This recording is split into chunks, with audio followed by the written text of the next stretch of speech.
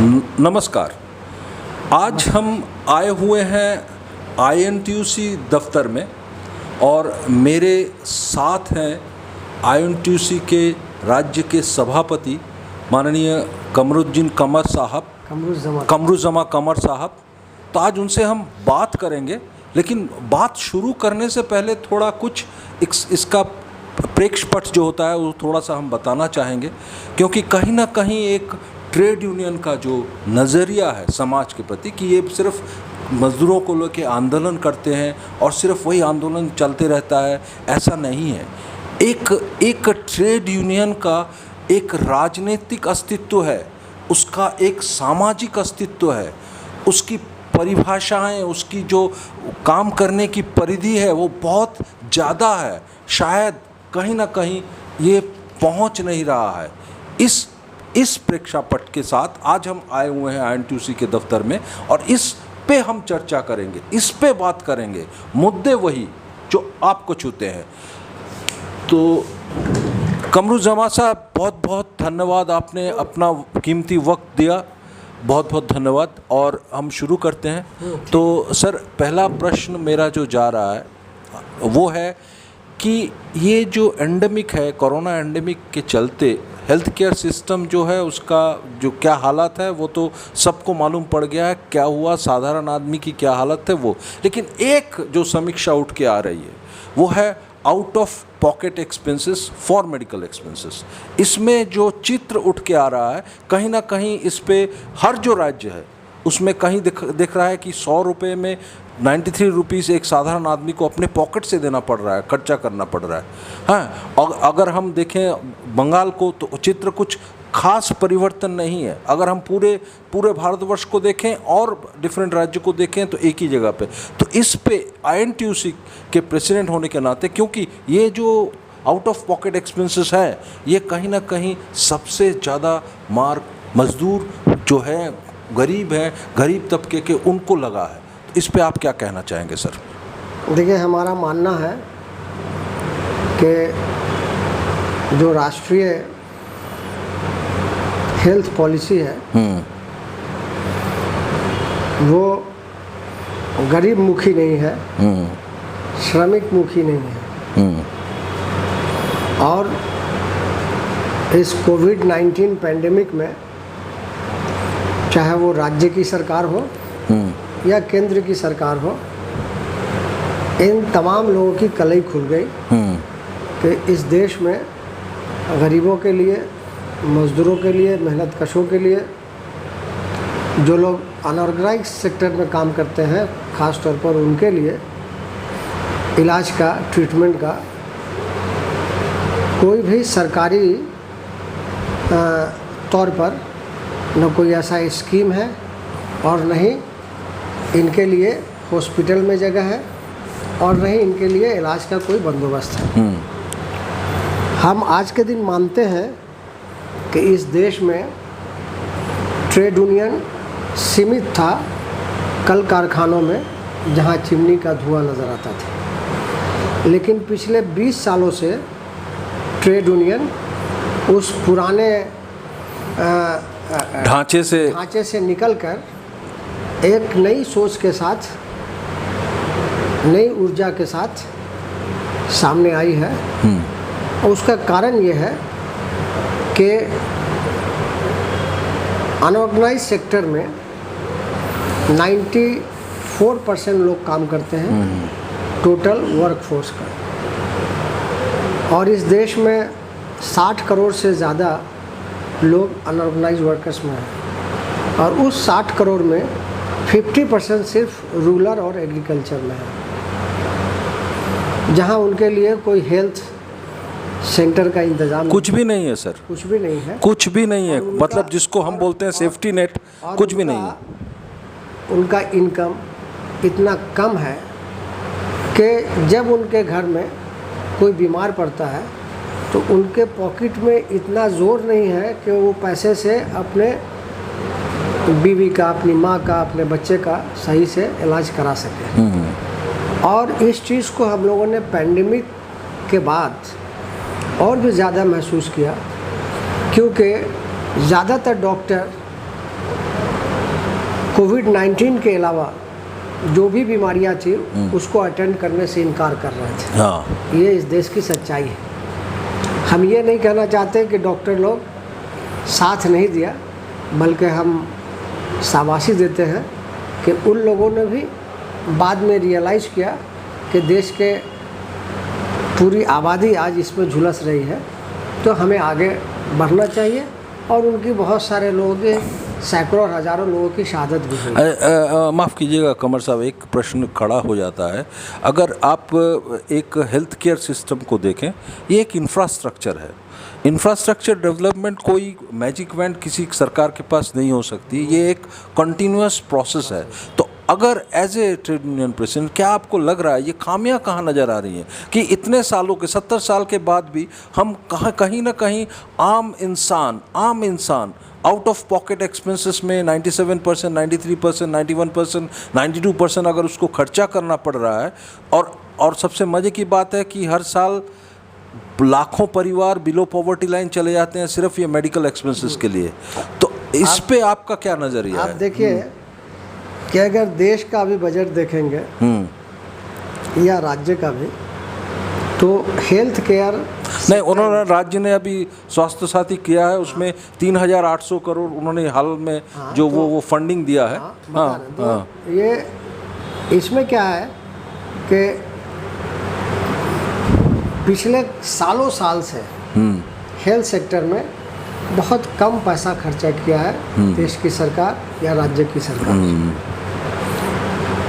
अभी हम धन्यवाद देना चाहते हैं व्यक्तिगत तौर पर ममता बनर्जी को, जो मुख्यमंत्री भी है और स्वास्थ्य मंत्री भी है। हाँ हाँ। जिन्होंने एक इनिशिएटिव लिया और स्वास्थ्य साथी कार्ड दिया, लेकिन उसमें भी जब वो कार्ड लेकर जाते हैं किसी हॉस्पिटल में, ख़ास तौर से सरकारी हॉस्पिटल में, तो सरकारी हॉस्पिटल का जो ढांचा है, जो इंफ्रास्ट्रक्चर है, वो इस लायक नहीं है कि इस समस्या को जल्द से जल्द समाधान कर सके। क्योंकि कहीं अगर बिल्डिंग है तो डॉक्टर नहीं, कहीं डॉक्टर है तो दवा नहीं मिलती टाइम पर, कहीं दवा मिलती है तो नर्सेज नहीं है, कहीं ये दो चीज़ है तो पता चलता है कि वहाँ कोई डिसिप्लिन नहीं है, अनुशासन नहीं है। और इसका पूरी असर पड़ता है गरीबों पर, मेहनत कशों पर, जो वर्किंग क्लास है उन पर पड़ता है, और ख़ास तौर से गांव और रूरल एरिया में जो लोग रहते हैं, बस्तियों में, शहर में जो लोग रहते हैं,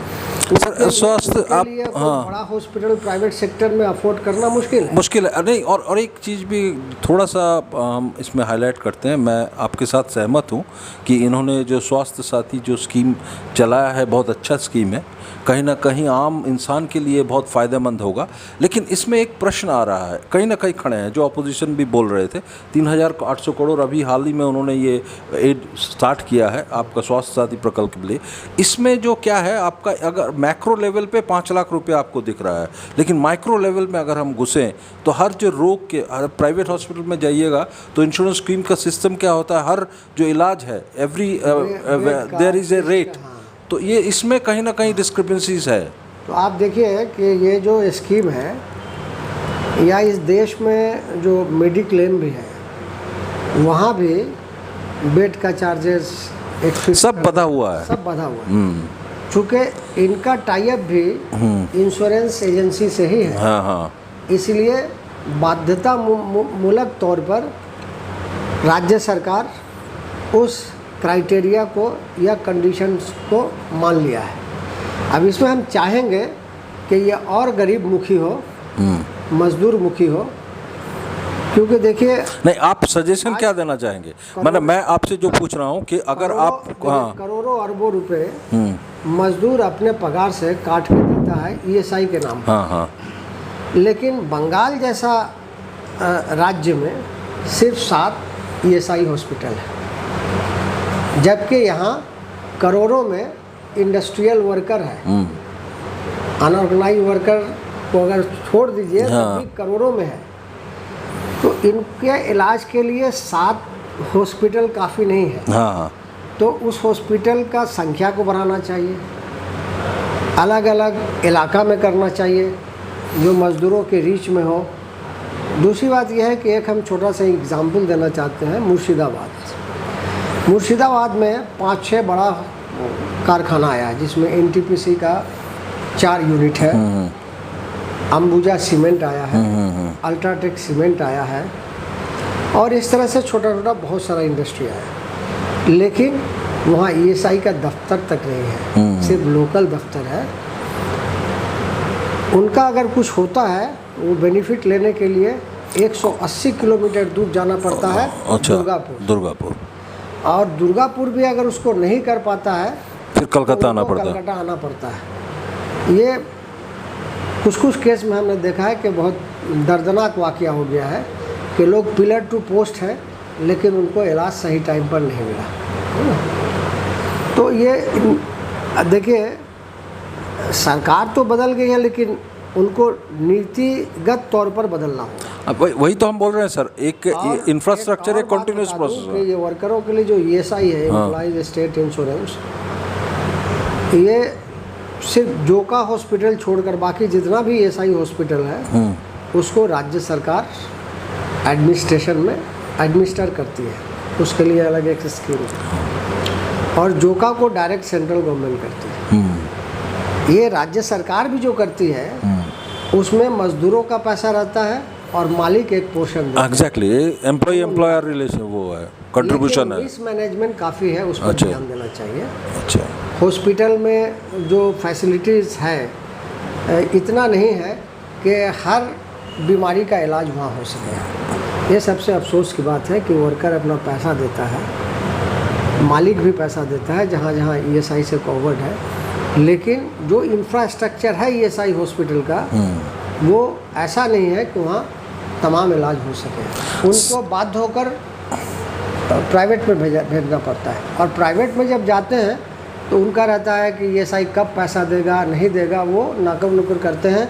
अब उसमें किसी का अगर कोई सोर्स है, ये है वो है, मिनिस्टर है, टेलीफोन कर दिया, कोई बड़ा ट्रेड में लीडर कर दिया, तो उसको ले लेते हैं। अदरवाइज़ उनके लिए वहाँ भी परेशानी है, इसको भी दूर करने की जरूरत है। नहीं टोटल ये सर, यही तो मैं बोल रहा था कि ये जो टोटल इंफ्रास्ट्रक्चर खड़ा है, ये बिल्कुल it is not towards helpful towards the common people. आप एक आदमी जो ये जो माने हेल्थ का जो बजट आता है, और बजट का पैसा का जो पर्कुलेशन होना चाहिए, वो नहीं हो रहा है। डाउन द लाइन नहीं आ रहा है। और जो भी है, चाहे प्राइवेट सेक्टर हो या पब्लिक सेक्टर हो, health care centres, it is not enough. Sir, अब मैं एज ए INTUC के प्रेसिडेंट की हैसियत से मैं 2 ऑब्जेक्टिव उत्तर आपसे मांगूंगा। स्वास्थ्य साथी और ईएसआई पे आप राज्य सरकार को क्या कहना चाहेंगे, एकदम ऑब्जेक्टिवली सर? हाँ, दोनों में हम ये कहना चाहते हैं कि आपने स्कीम बना दिया, लेकिन इसका इम्प्लीमेंटेशन बहुत ईमानदारी से करने की ज़रूरत है, जिसकी कमी हम लोग अभी भी महसूस कर रहे हैं। सर, अभी और एक जो बहुत कॉमन मुद्दा है, वो आ रहा है Steel Authority of India, SAIL का जो रॉ मटेरियल डिपार्टमेंट है, जिसमें लगभग 100 एम्प्लॉई के लगभग हैं, और जिनको ट्रांसफ़र किया जा रहा है। कहीं ना कहीं इसको कलकत्ता से ब्रेक इवन कर दे के बोकारो और सब जगह पे ट्रांसफ़र कर दिया जा रहा है। तो इस पे आपका क्या है? 1989 से ये यूनिट यहाँ पे है, so that they could coordinate with all the जो यहाँ पे बैठे हुए हैं, जो माइंस है, इनसे अच्छा कोऑर्डिनेट हो सके, और के बारे में कुछ कर सके। इसलिए 1989 को ये RMD, ये जो रॉ मटेरियल डिपार्टमेंट यहाँ पे खुला था, लेकिन अभी इसको यहाँ से तोड़ दिया जा रहा है। आप क्या कहना चाहेंगे इस पे? देखिए, जो माइंस अलग अलग जगह में है, उसमें एक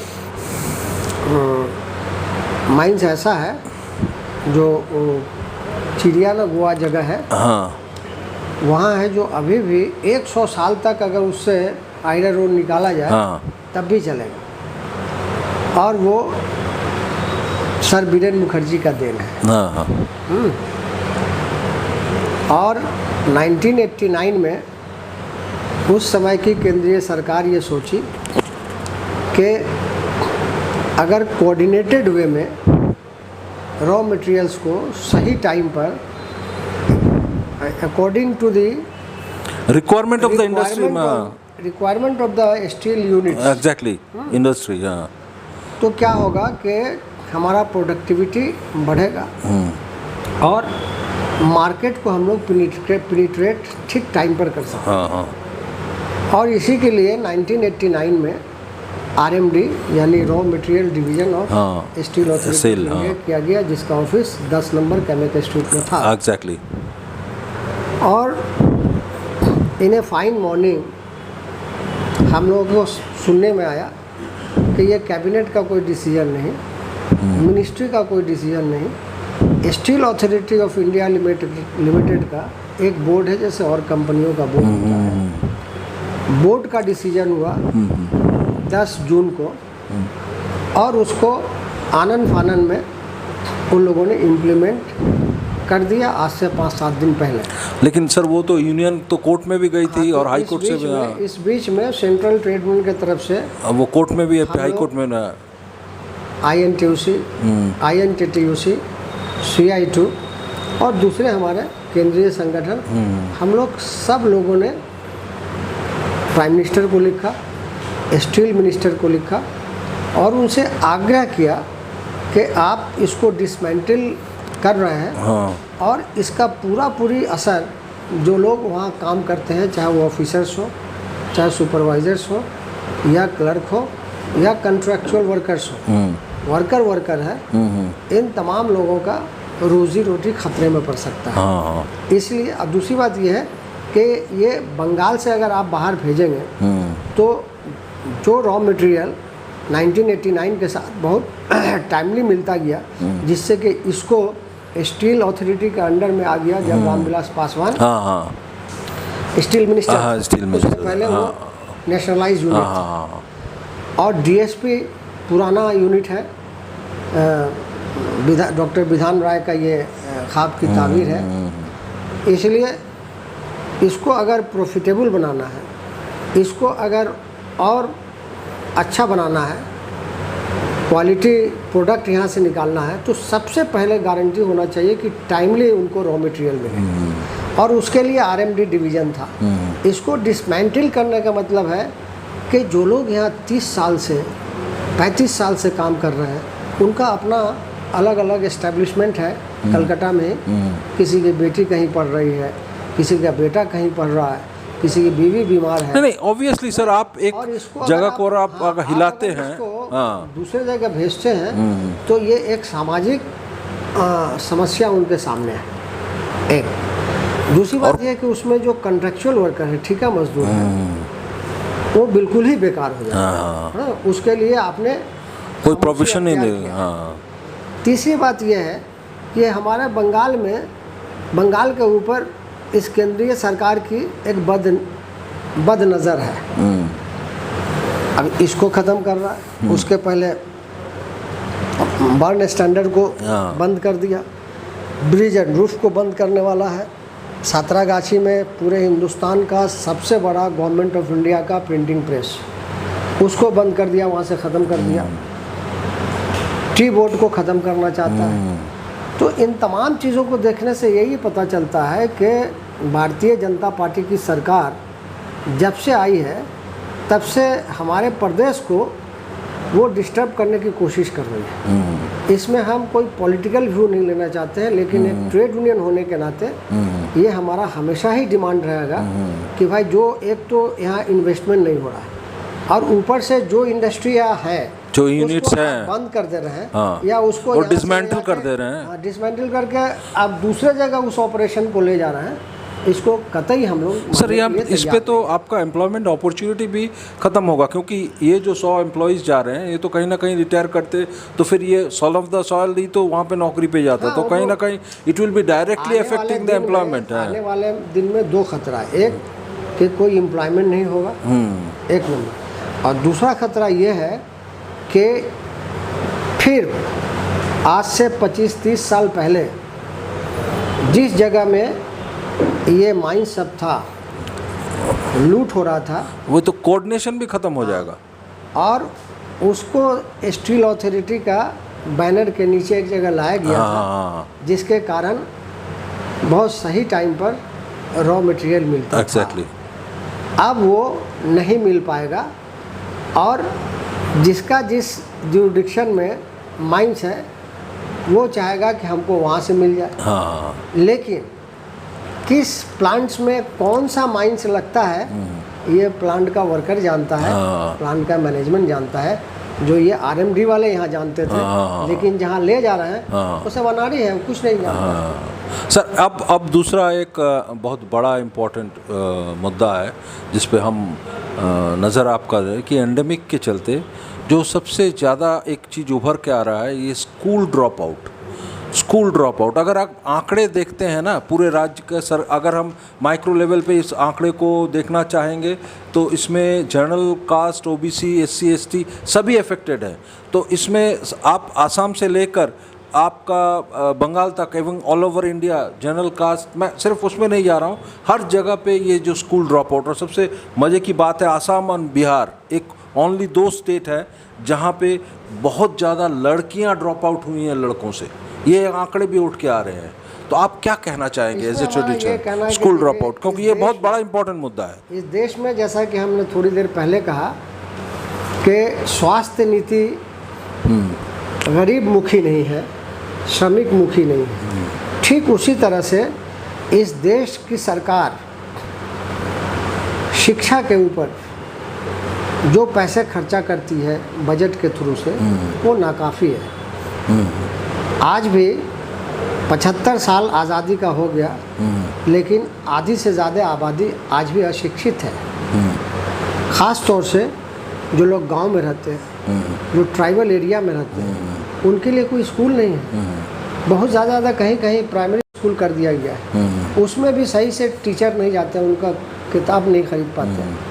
और ये पैंडेमिक के बाद ऐसा इसलिए हुआ कि हम गरीब लोग और जो श्रमिक श्रेणी है वो सबसे ज़्यादा अफेक्टेड इसलिए हुआ, उनके घर के बच्चे या बच्चियाँ, कि इस देश में अभी भी सबसे ज़्यादा सरकारी स्कूल कॉलेज। सर इसमें माफ़ कीजिएगा, मैं थोड़ा सा इंटरवेन कर रहा हूँ। सरकारी स्कूल मैं आपसे आ रहा हूँ।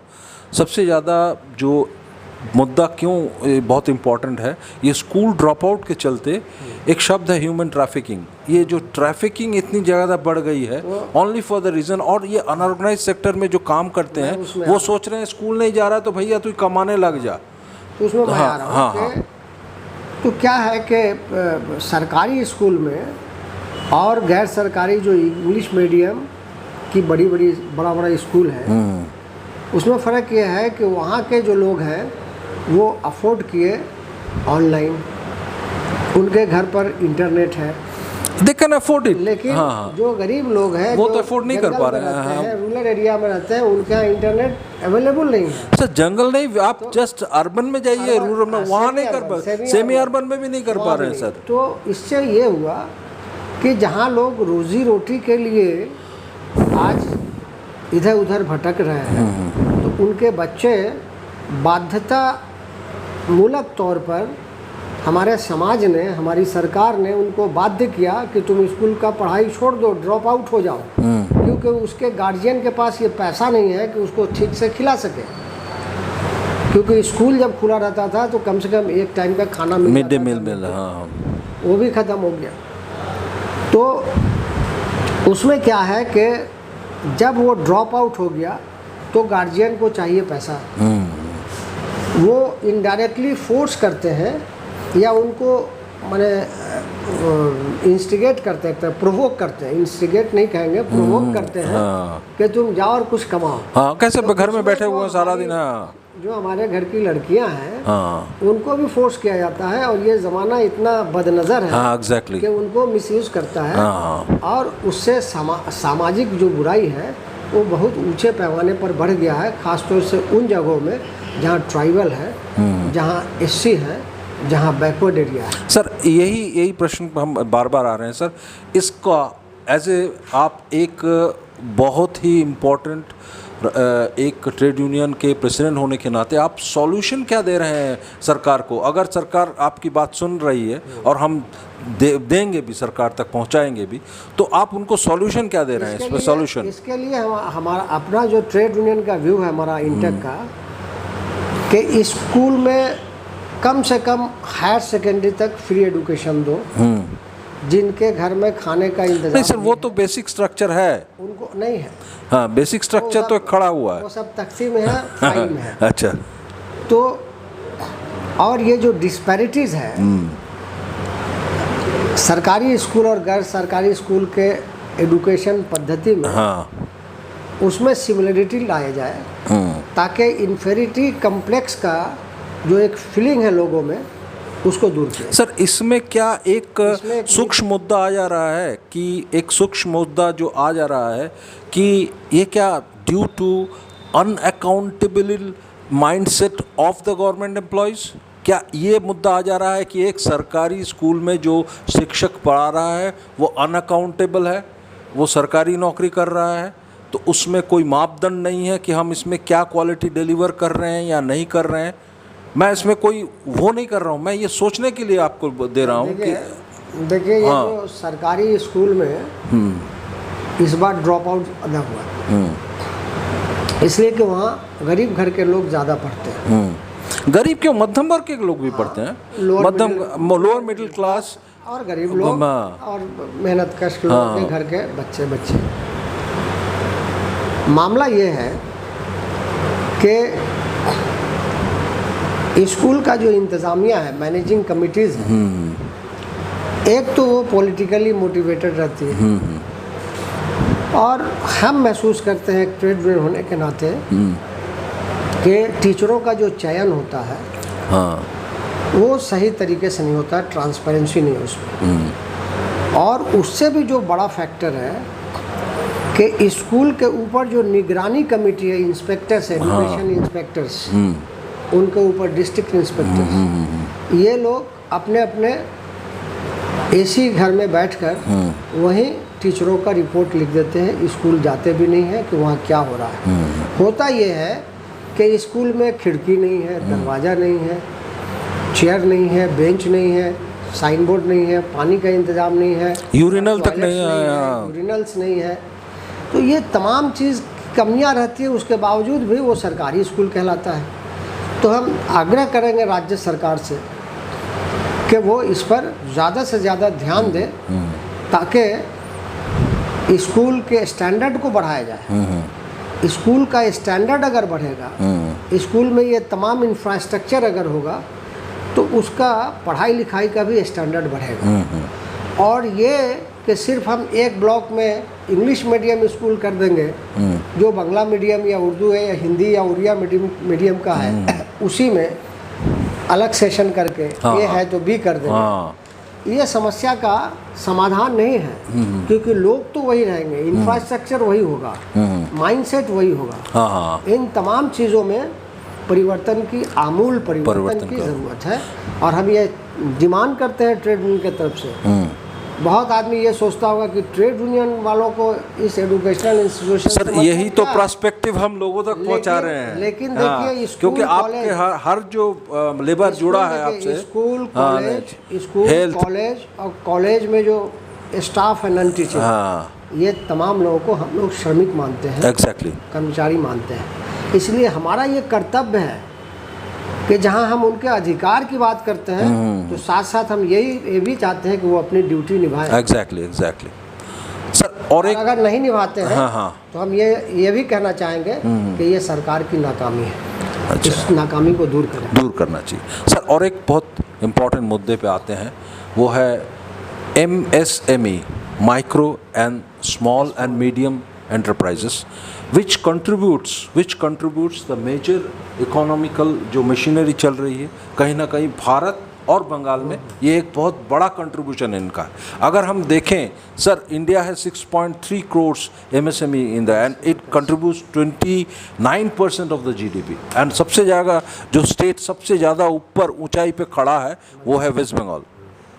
हाँ, यहाँ पे भी बहुत ज़्यादा यूनिट्स वेस्ट बंगाल में खड़े हैं। एंड मैं अगर आंकड़े दिखाऊं तो it is 52,69,814 registered MSME units in Bengal and it is contributing around 6% to the GDP।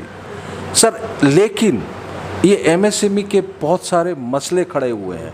मसले जो खड़े हुए हैं आज, in spite of contributing so much of to the GDP, पहला चीज़ है यहाँ पे जो वर्कर्स हैं उन लोगों को सही दिशा में कुछ भी बेनिफिट नहीं मिलता है, कहीं ना कहीं प्रॉब्लम्स हो रहे हैं। सेकंड, ये जो एमएसएमई यूनिट के जो मालिक हैं इनको एफोर्डेबिलिटी। थर्ड, सबसे जो इम्पोर्टेंट बात आ रही है, इनएफेक्टिव मार्केटिंग। मैं एक बोतल बना सकता हूँ, वो कोई भी बना सकता है, लेकिन पहले उसको बेचना, ये जो सपोर्ट मैकेनिज़्म है सरकार का। थर्ड सर, सरकारी जो ये है एडमिनिस्ट्रेशन है, इनके साथ इनका लियाजो करना, ये जो कंटिन्यूअस प्रोसेस, ये सब नहीं है। तो इसमें कहीं ना कहीं आप जो एक इतना बड़ा सेंट्रल ट्रेड यूनियन है, तो इसका उत्तरदायित्व तो कहीं ना कहीं आप लोगों पे आ जा रहा है।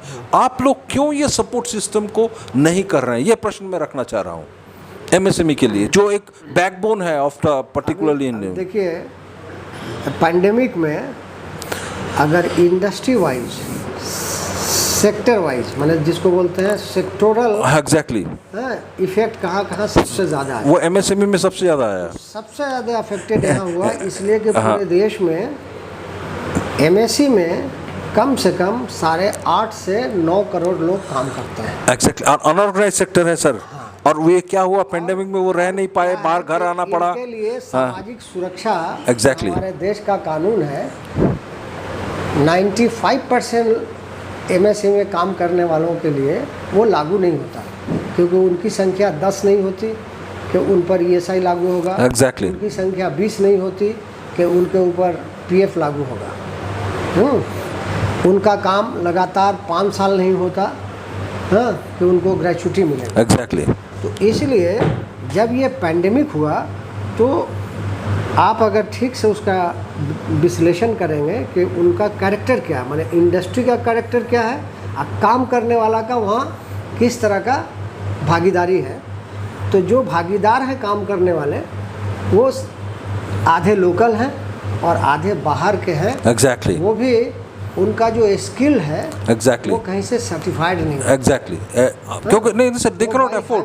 नहीं, मुश्किल है कि ये जो एमएसएमई का मालिक है, हाँ, वो अफोर्ड नहीं कर पा रहा है। वो तो परिवार, वो हाँ, कुछ तो ऐसा इंडस्ट्री है जहाँ के लोग अपने परिवार से सीखते हैं उस स्किल। ऐसे पुश्तैनी तौर पे चले आ रहे हैं।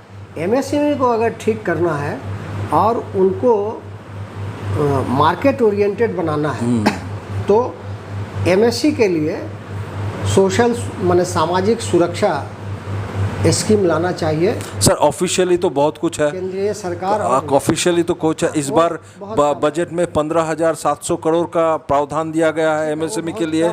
सर 3 लाख करोड़ कोलेट्रल, बिना कोलेट्रल के वो लोन भी यूज दे रहे हैं एमएसएमई के लिए। अब देखिए, ये जो हम लोगों का यहीं पर केंद्रीय सरकार से हमारा विरोध का है। हम लोगों ने ये कहा कि आप वहाँ के वर्कर को जो बाध्यतामूलक तौर पर, क्योंकि उन यूनिटों को मार्केट सपोर्ट नहीं कर रहा है, क्योंकि परचेजिंग पावर नहीं है लोगों का। अच्छा, सिर्फ ये नहीं सर, टेक्नोलॉजिकली अपग्रेड नहीं कर पा रहे हैं वो लोग। पूरे देश और विदेश में पैंडेमिक का ऐसा एक बुरा असर पड़ा कि जो बंगाल से सबसे ज़्यादा अगर एक्सपोर्ट किसी भी चीज़ का होता है तो वो है एसएमई सेक्टर से एक्सपोर्ट होता है। एग्जैक्टली। तो उस पर बहुत असर, माने गलत, माने विरूप असर पड़ा है। और इसको ठीक करने के लिए जहाँ एक तरफ एमएससी का जो मालिक है उनको फाइनेंशियल कैश फ्लो होना चाहिए, ठीक वहीं पर मज़दूरों के लिए भी, जो कारीगर हैं उनके लिए भी फाइनेंशियल सपोर्ट होना चाहिए। सर एक प्रश्न मेरा खड़ा, दोनों का समन्वय हो तो फिर काम आगे। सर एक प्रश्न, मैं सीधा प्रश्न आपसे अगर ऑब्जेक्टिवली करूं, ये जो 52,69,814 यूनिट रजिस्टर्ड यूनिट है, ये आंकड़ों का डिटेल्स क्या आप लोगों के पास है एज ए ट्रेड यूनियन? देखिए, पश्चिम बंगाल में जो रजिस्टर्ड है और जो रजिस्टर्ड नहीं है, तो रजिस्टर्ड नहीं है उसका संख्या ज़्यादा है। फिर वो एग्जिस्ट कैसे करता है? कि वो घरेलू उद्योग है, कॉटेज इंडस्ट्री है, वो काम करते हैं। और जो रजिस्टर्ड एसएमई है, जिनके पास तमाम लाइसेंस है, उनको ये बना करके दे देते हैं, उनसे मटेरियल उनको मिलता है। जैसे एग्जाम्पल के तौर पर garments industry, garden reach eastern India का द लार्जेस्ट मार्केट है और मैन्युफैक्चरर भी है। उनका जो मालिक जितने हैं उनका 99% आज के दिन 99% उनका रॉ मटेरियल आउटसोर्स हो जाता है और बन के आता है, फिर अपना वो टैग लगा देते हैं। तो उनके यहाँ जो लोग मुट्ठी भर लोग काम करते हैं वो रजिस्टर्ड है, और जो सैकड़ों हज़ारों लोग बाहर काम कर रहे हैं they are not registered. Sir, तो एज ए ट्रेड यूनियन आप लोग कोई प्रोएक्टिव स्टेप लेने की बात सोच रहे हैं? इसके लिए कोई प्रोएक्टिव स्टेप आप लेने का? 2008 में हाँ मनमोहन सिंह जब प्रधानमंत्री थे देश के, हाँ तो एक कानून आया था unorganised workers welfare and regulation act 2008, हाँ और उसमें सामाजिक सुरक्षा है, हाँ। हेल्थ केयर है, पेंशन। लेकिन सर अभी तो ये लेबर कोड में भी एक अनऑर्गेनाइज सेक्टर के लिए कोड आया हुआ है। हाँ, लेबर है, कोड लेकिन में वो confusing है। कोड हम ऑन लोग सोशल सिक्योरिटी बिल 2020 ऐसा बनाया है, हाँ वो ऐसा कोड लाया है हाँ। कि इसको डाइल्यूट कर दिया। क्योंकि अनऑर्गेनाइज इसको वर्कर dilute के करके क्या है कि लाइफ एंड डिसेबिलिटी इंश्योरेंस चाहिए, हाँ, बोला देना चाहिए, प्रोविडेंट फंड देना चाहिए। वो बोल रहा है कि अपना अपना स्टेट हाँ वो एक स्कीम बना ले हाँ और उसको लागू करे। तो भाई यहाँ तो सेस सिस्टम है, मालिक से पैसा आता है, राज्य सरकार कुछ पैसा देती है और केंद्रीय सरकार को भी पैसा देना है। मनमोहन सिंह जब इस कानून को लाए तो 1200 करोड़ रुपया से शुरू किए थे, उसके बाद हर साल बढ़ता गया। तो इन लोगों को उस अनऑर्गेनाइज सेक्टर के लिए जो कानून है उसमें हम लोग लाने की कोशिश तमाम केंद्रीय ट्रेड यूनियन कर रही है, जिसमें मनरेगा भी है। हाँ, मनरेगा तो is one of the part. MNREGA है। सर इसमें नहीं, मेरा प्रश्न ये था, अब देखिए मनरेगा में हमारा क्या सर आप लोग क्या कोई प्रोएक्टिव स्टेप ले रहे हैं कि अब भाई हम लोग सपोज इस महीने में हम 10 यूनिट एमएसएमई यूनिट के बारे में देखते हैं या 15 के बारे में देखते हैं। हम लोग अनऑर्गेनाइज्ड वर्कर्स के लिए जिला वाइज, हाँ सेक्टर वाइज हम लोग अवेयरनेस कैंप भी कर रहे हैं। हाँ ट्रेड यूनियन की तरफ से, सरकार जो दिखाने के लिए करते हैं, लेकिन ट्रेड यूनियन की तरफ से कर रहे हैं। हम लोग इतना तक कर रहे हैं कि जो लोग अनऑर्गेनाइज सेक्टर में यूनियन करने आए हैं, अब उनके लिए तो कारखाना का वर्कर है नहीं कि सब कुछ नियम कानून, तो उनको पहले ट्रेन करना पड़ रहा है। और फिर उनको हम लोग बोल रहे हैं कि सबसे पहले तुम आइडेंटिफाई करो कि किस अनऑर्गेनाइज सेक्टर में कितने लोग हैं तुम्हारे इलाका में, और उनको रजिस्ट्रेशन करो। तो पहले क्या था, मैनुअल था। अभी बहुत लड़ाई करने के बाद उसमें मेरी भूमिका सबसे ज़्यादा थी। आपको लेबर कमिश्नर जो मलय घटक है कि हमने उसको, हमारा डिमांड था कि फ्री रजिस्ट्रेशन होना चाहिए और ऑनलाइन होना चाहिए, ताकि उसको दलालों के चक्कर में नहीं। अभी तो ये पोर्टल हो गया, जब ऑनलाइन होगा तो उसमें जो फैसिलिटीज़ है वो ऑनलाइन के जरिए मिलेगा। नहीं, बंगाल में ऑनलाइन है सर। हाँ, अभी प्रक्रिया जो है, नहीं बीच में वो 25 रुपया लेते थे। नहीं सर, अभी फ्री है। मैं एमएसएमई यूनिट के आप अगर वेबसाइट में जाइएगा पोर्टल में, वो फ्री रजिस्ट्रेशन है सर। फ्री हुआ। हाँ, पिछला पैंडेमिक के बाद जो मीटिंग हुई थी उसी में रेजोल्यूशन हुआ कि इसको फ्री करना। हाँ, मैं आपको एकदम वेबसाइट देख के खंगाल के बोल रहा हूँ। और कमोबेश इसमें 63 आइडेंटिफाई हम लोग किया है। इंडस्ट्री 63 मोची वाला है, हाँ, रोड साइड जो चाय वाला है, पान वाला है, शीशा का काम करता है, रबर का काम करता है, हाँ, जूते का काम करता है, उसके अलावा खिलौना बनाता है। आपका इवन उसमें हम लोगों ने सैलून को लिया है। अच्छा। हाँ, ब्यूटी पार्लर को लिया, ब्यूटी पार्लर को लिया, क्योंकि हमारी नज़र में ये तमाम लोग श्रमिक हैं, कर्मचारी हैं, इनके लिए भी कोई ना कोई स्कीम होना चाहिए। तो उनको हम लोग अनऑर्गेनाइज वर्कर्स जो स्कीम है उसमें लाया है। अब ज़रूरत इस बात की थी कि फ्रीली हर जगह डिस्ट्रिक्ट लेवल में, सब डिविजनल लेवल में और ब्लॉक लेवल में खासतौर से इस अभियान को पर्कुलेट करना चाहिए ग्राउंड लेवल में, ग्रास रूट। लेकिन ये मौका हम लोग को इसलिए नहीं मिला कि पहला पेंडेमिक ख़त्म होते होते दूसरा आ गया, और दूसरा अब ख़त्म होने पर है, अभी बोल रहे तीसरा आने वाला है। तो भगवान करे ना आए। हाँ, और हम लोग रेडी हैं कि हर ज़िला में हम लोगों ने, देखिए INTUC बहुत पुराना ऑर्गेनाइजेशन है, जैसा कि आप बता रहे थे, हम लोग भी दावा करते हैं। नहीं, दावा नहीं सर, वो फैक्ट है। नहीं, फैक्ट है। लेकिन हमारा पश्चिम बंगाल में हाँ, सबसे ज़्यादा मनरेगा वर्कर है, इसीलिए राज्य सरकार को इनाम भी दिया। हाँ, हाँ, वो सरकार इनाम दिया जो इनका कट्टर विरोधी है। हाँ, तो उसमें हम लोगों का मेंबर आज के दिन 1,16,000 है और रजिस्टर्ड यूनियन है, एफिलिएटेड है। अच्छा सर, और एक बहुत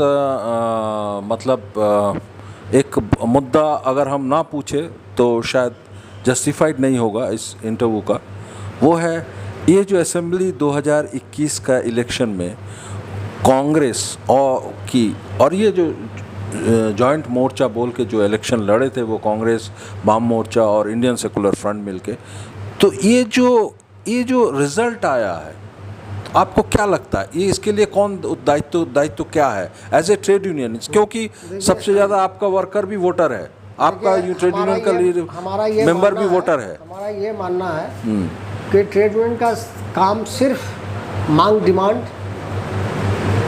दिलाना नहीं है। ट्रेड यूनियन का दायित्व है कि हर एक मजदूर को उसको इस बात के लिए याद दिलाना कि तुम्हारा सामाजिक और राजनीतिक दायित्व भी है। सर इसमें थोड़ा सा मैं साथ एक थोड़ा सा ऐड करना चाहूँगा।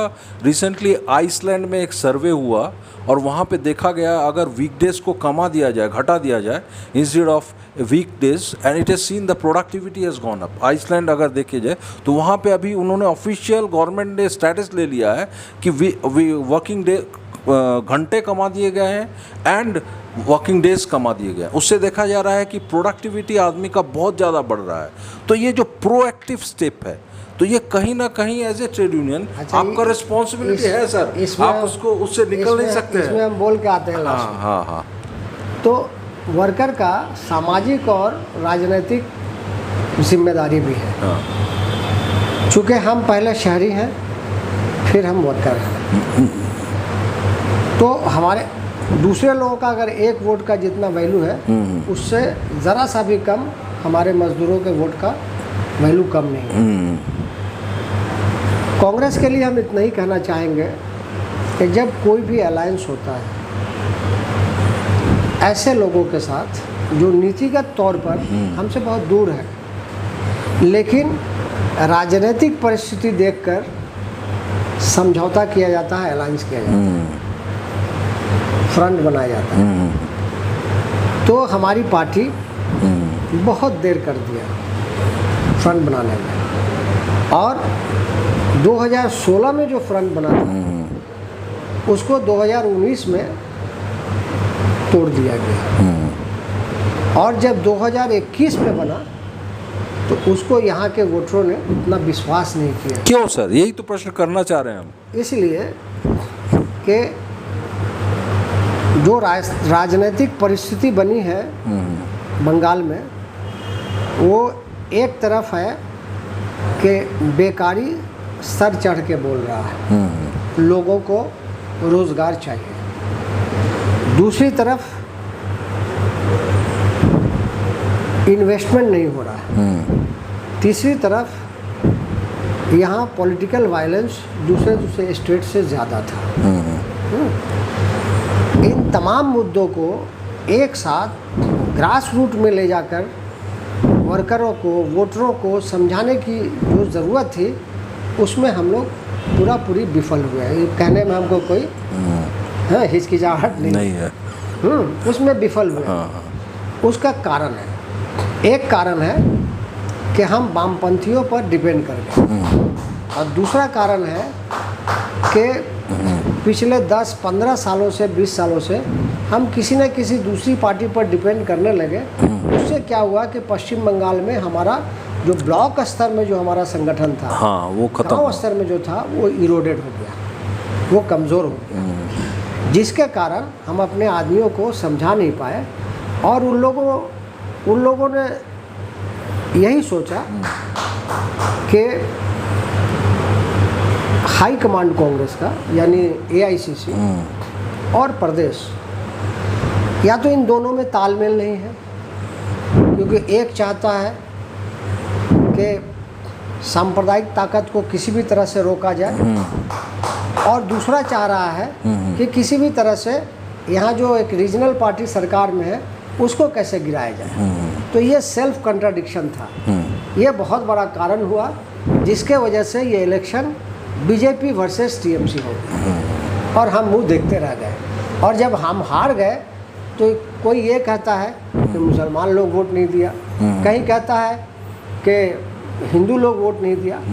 ऐसी बात नहीं है, मुसलमान भी वोट देने के लिए तैयार है, हिंदू भी तैयार है, इसलिए कि बुनियादी तौर पर पश्चिम बंगाल कम्युनल हवा में बहती नहीं है। हाँ सर, और ये एक मैं आपसे सहमत होते हुए हाँ हाँ हाँ, वो ऐसे जगह में टीएमसी का कैंडिडेट जीता है जहां 8% मुसलमान है। एग्जैक्टली सर, और एक जो चीज़ है, अगर आप एक किसी भी डेमोक्रेसी को देखते हैं ना, उस डेमोक्रेसी में एक वाइब्रेंट अपोजिशन का होना बहुत ही ज़रूरी है, सकारात्मक रोल करता है एक वाइब्रेंट अपोजिशन।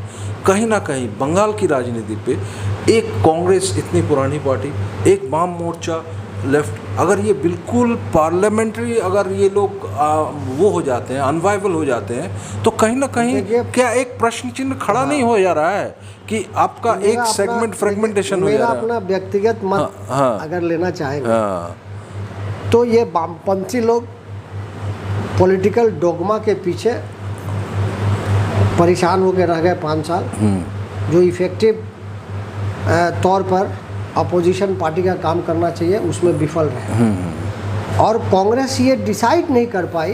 तो आप अगर आपके बात मान ले सर, पॉलिसी पैरालिसिस की बात कर रहे हैं आप, तो डिसाइड नहीं कर पाई कि पश्चिम बंगाल में हमको किसके खिलाफ लड़ना है। अच्छा हाँ, तो ये पॉलिसी पैरालिसिस ही हो गया सर। हाँ, इंडिसिसिवनेस। और हाई कमांड को पश्चिम बंगाल से ठीक तौर पर फीडबैक नहीं दिया।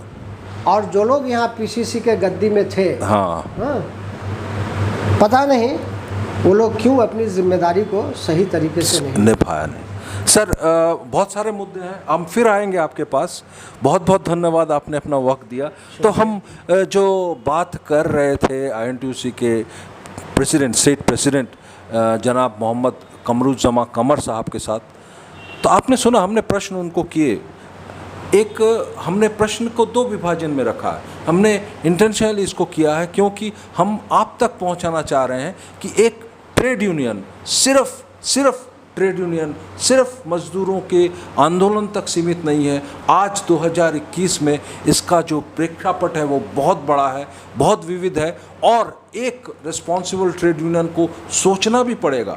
अगर वो अपने आप को वक्त के साथ नहीं बदलते हैं तो कहीं ना कहीं एक सिर्फ थ्योरेटिकल पार्ट बन के रह सकते हैं। हम आपकी जो टिप्पणी है उनका इंतज़ार करेंगे, बेसब्री से ज़रूर कीजिएगा। मैं नंददुलाल भट्टाचार्य, मेरे साथ मेरे सहकर्मी जावेद हुसैन, आईएनटीयूसी कलकत्ता ऑफिस से।